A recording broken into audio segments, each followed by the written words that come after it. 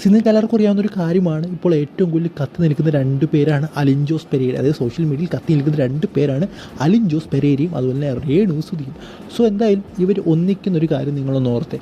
So എന്തായാലും അതാണ് സംഭവിക്കാൻ പോകുന്നത്. സോ കാര്യം എന്താണെന്ന് പറയാം. അതിലേക്ക് പോകുന്നതിന് മുമ്പ് നിങ്ങളുടെ ലൈക്ക് എന്ന് പറയുന്നത് വളരെയധികം ഇമ്പോർട്ടൻ്റ് ആണ്. 200 ലൈക്കിൻ്റെ ടാർഗറ്റ്. സോ എല്ലാവരും ആ ഒരു ടാർഗറ്റിലേക്ക് എത്തിക്കുമെന്ന് വിചാരിക്കുന്നു.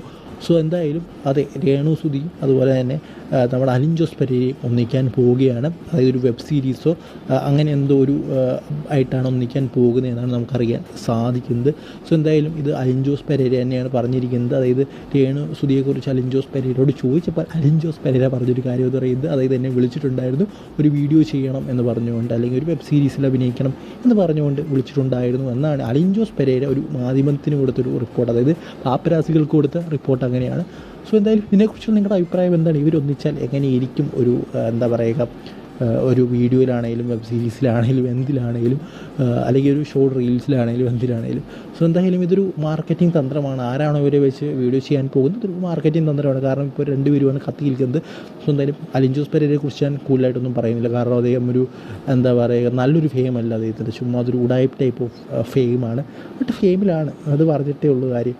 എന്നെന്താ പറയുക, നിങ്ങളുടെ അഭിപ്രായം കമൻറ്റ് ബോക്സിൽ പറയാൻ. അടുത്ത് കാണുന്നതിന് ഗുഡ് ബൈ.